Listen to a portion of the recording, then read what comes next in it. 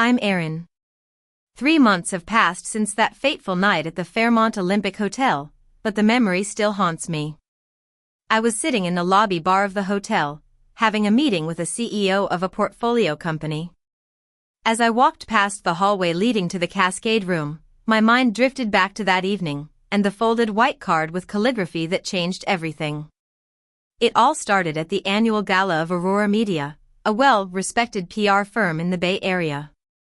The event was held at the Fairmont Olympic, a hotel that has been the backdrop of many important events in the city since 1924. I was there with my wife, Lily. She had been working at Aurora Media for about 6 years, and this gala was a big deal for her. Lily had been planning her outfit for months. She went to Saks Fifth Avenue on Market Street several times before finally choosing a red silk dress with a flowing skirt. She had her hair done that morning, and she looked radiant. I could tell that this event meant more to her than she was letting on. A week before the gala, I asked her if she had told her colleagues much about me. We were in the kitchen of our house in Pacific Heights, a neighborhood known for its large mansions and beautiful views of the San Francisco Bay. "What do you mean?" she asked, with a look of mild impatience. "Just what I asked. Does her boss, Ava, know what I do? Have you talked about my background?" I replied. "I've mentioned things. It doesn't come up a lot." "It's a work event, Erin, not a show and tell," she said, brushing off my question. When we arrived at the ballroom, it was already full. I only knew a few people there. A man named Tom, who ran marketing for a tech startup and I'd met at a conference once, and 2 clients of my company, Horizon Media Group. Horizon Media Group is a small media and communications holding company, and I'm the silent majority shareholder. Without anyone at that table knowing, Aurora Media's single largest client was my company. Lily moved through the room with her usual efficiency and composure, slightly ahead of me.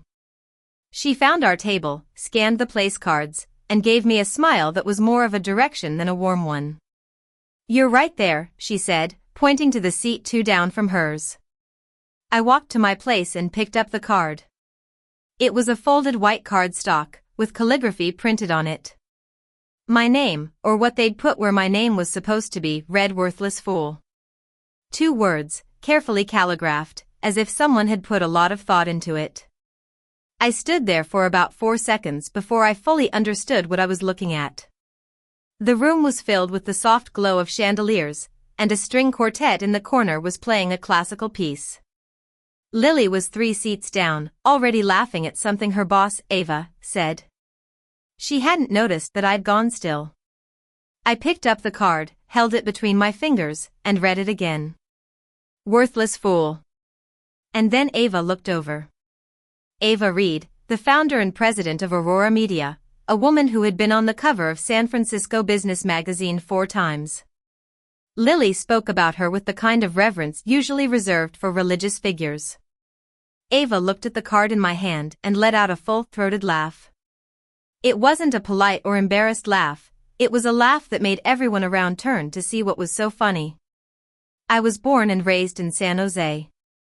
My father was a mechanic who worked long hours at a local garage, and my mother was a schoolteacher. I built my first company when I was 28 with a $50,000 personal loan and an old desktop computer. 11 years later, I sold it for a fortune that I'll never fully spend. I set the card back on the table, pulled out my chair, and sat down. I poured myself a glass of water and smiled at Ava as if I hadn't seen the card. I hadn't decided what I was going to do yet, but I knew that whatever it was, it wouldn't be impulsive. Over the next 90 minutes, I watched as Lily performed. She didn't look at me directly for the first hour. She laughed loudly at Ava's stories and inserted well-timed comments into the conversation. She was like an actress on a stage, separating the person she was at work from the person she was with me. I ate my dinner, asked polite questions, and listened to the answers. The place card sat folded near the bread plate, untouched. One of the junior associates stole a glance at it and tried hard not to react. At the hour and 15 mark, Lily finally looked at me. It was a careful look, as if she was trying to read my mood. I met her eyes and gave her the same calm, attentive smile I give clients in tough negotiations. She looked away first. After dinner, Ava stood at the podium and gave a speech about the firm's year, its clients, and the theme of lasting partnerships. She was a gifted speaker, but I could see that she had become so used to being at the center of things that she believed her own judgments about people were always right. As I listened to her speak, I thought about the card. Someone at that table of 10 adults had decided in advance to put such a cruel card at my place. And when it was discovered, the person in charge of the firm laughed. I couldn't help but wonder what kind of portrait of me Lily had been painting at work. When the program ended and the room shifted to the cocktail hour, I excused myself from the table and walked towards the bar. I knew some people might wonder why I didn't just leave, but I've learned in business that you don't make your move on someone else's timeline. I wanted a private conversation with Ava when my emotions were clear. The bar was on the south end of the room, near the large windows overlooking Market Street. The air carried the smell of the city and the last of the cherry blossoms. I ordered a bourbon and waited. Ava came to the bar within 10 minutes. She was still riding the high from her speech, accepting congratulations from people as she walked. She came to stand near me while the bartender made her drink. "Erin, are you enjoying the evening?" she asked pleasantly. "I am." "You run a beautiful event," I replied. 35 years of practice, she said with a smile. "I hope the dinner was to your liking." "It was," I said, then paused. "Ava, I'd like to have a brief conversation with you if you have a few minutes. Somewhere quieter. I think it'll be useful for both of us." She sized me up quickly, and her expression changed slightly. "Of course," she said. "The library lounge on the mezzanine is usually quiet. Shall we?" In the mezzanine lounge, we sat across from each other. I took out the place card and my business card from Horizon Media Group and placed them on the table. "I want to be straightforward with you," I said. "I'll tell you what I've seen and what I've concluded about the portrait Lily has painted of me here. Horizon Media Group has had a 3-year contract with Aurora Media, which represents about 30% of your firm's revenue. I'm the silent majority shareholder, and neither Lily nor your firm knew this. I'm not using this as leverage, but you need accurate information to make decisions." I told her about the card, about her laugh, and about what it said about the culture of her firm. "Your firm advises others on reputation, but at your own event, you let this happen," I said. Ava listened quietly. She didn't show shock, but I could tell she was taking it in. "Effective immediately, I'm cutting my personal ties to this event and this table. I won't attend future Aurora Media functions as Lily's guest. But the corporate relationship will continue without my personal involvement," I said as I stood up. I left the lounge and drove home. I sat in the kitchen with a glass of water, waiting for Lily. She came home at 11:37. "You left early," she said. "I had a conversation I needed to have," I replied. "With who?" "Ava."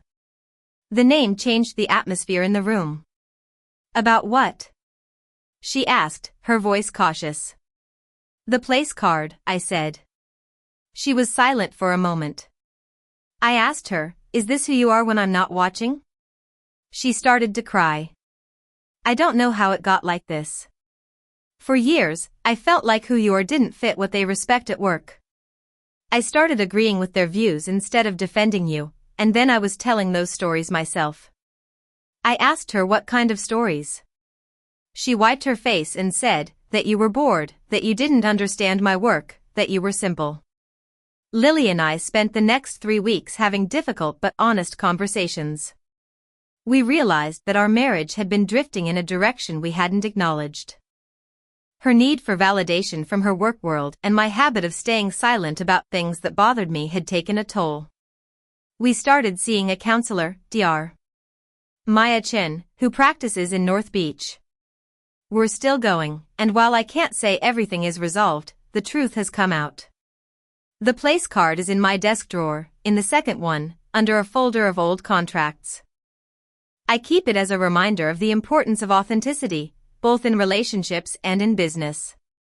The question, is this who you are when I'm not watching? Still lingers, not just in my marriage but in all aspects of life. It's a question that everyone should ask themselves.